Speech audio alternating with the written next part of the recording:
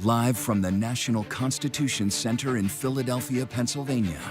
Here again, David Muir and Lindsay Davis. Welcome back to this historic ABC News presidential debate tonight. We're going to continue here, and I want to turn to the war in Ukraine. We're now 2.5 years into this conflict. Mr. President, it has been the position of the Biden administration that we must defend Ukraine from Russia, from Vladimir Putin, to defend their sovereignty, their democracy, that it's in America's best interest to do so, arguing that if Putin wins, he may be emboldened to move even further into other countries. You have said you would solve this war in 24 hours. You said so just before the break tonight. How exactly would you do that? And I want to ask you a very simple question tonight. Do you want Ukraine to win this war?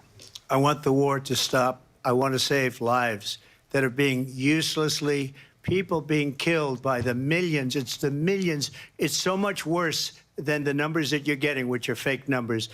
Look, we're in for $250 billion or more because they don't ask Europe, which is a much bigger beneficiary to getting this thing done than we are.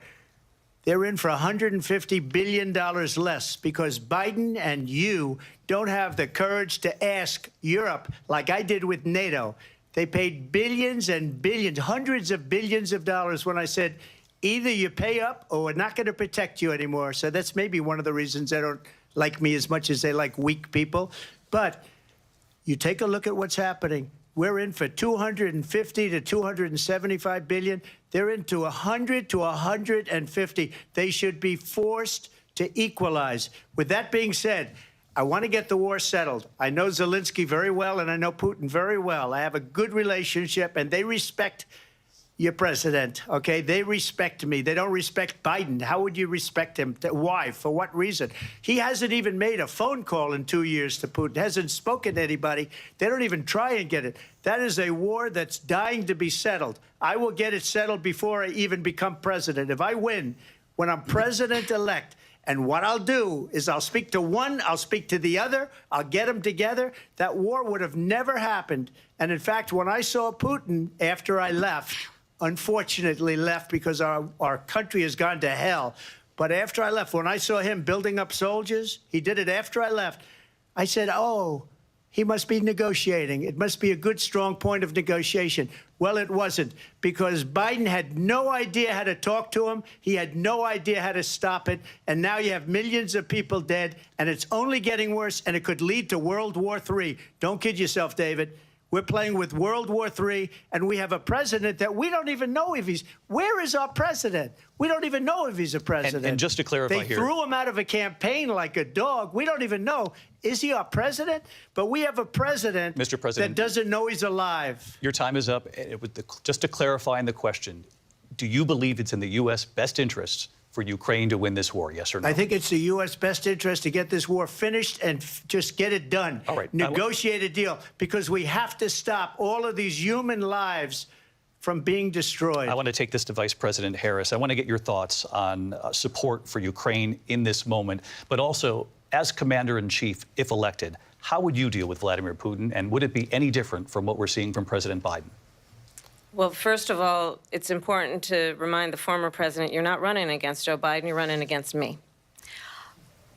I believe the reason that Donald Trump says that this war would be over within 24 hours is because he would just give it up.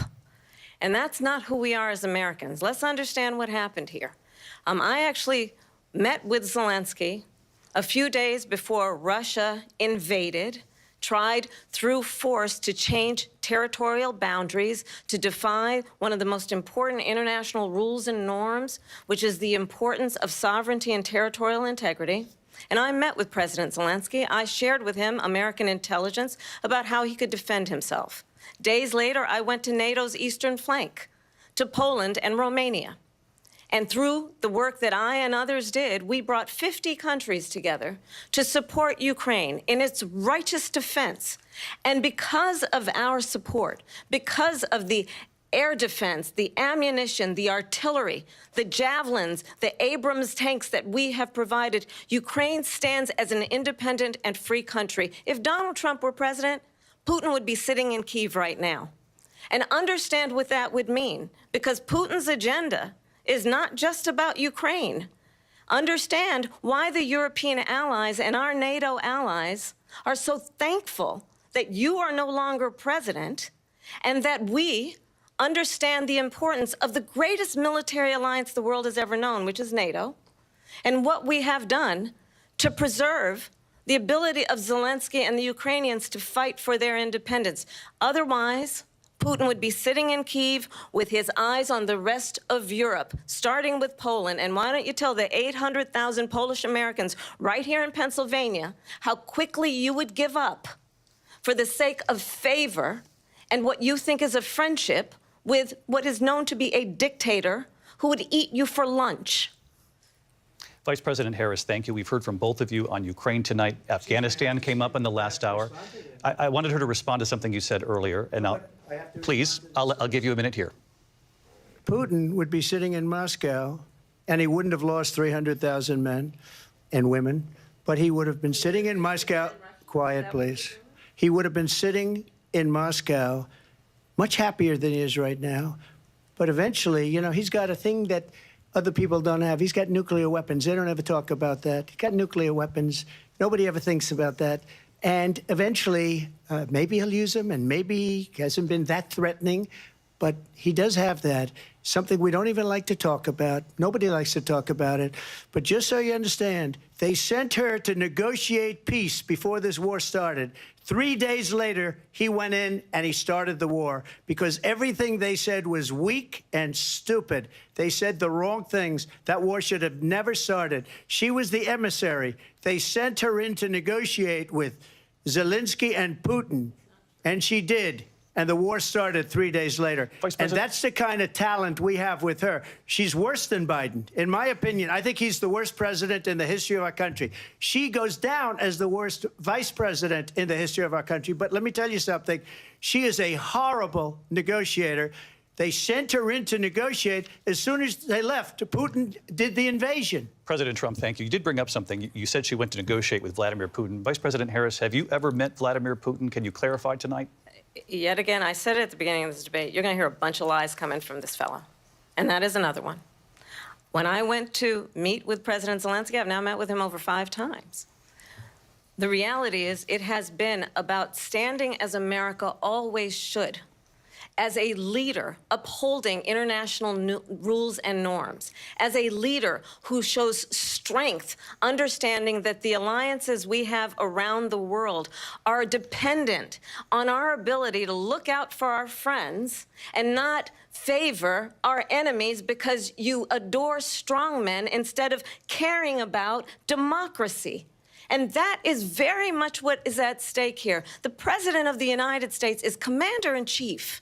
And the American people have a right to rely on a president who understands the significance of America's role and responsibility in terms of ensuring that there is stability and ensuring we stand up for our principles and not sell them for the benefit of personal flattery. We've talked about Ukraine and Vladimir Putin. I do want to talk about Afghanistan. It came up in the first hour of this debate.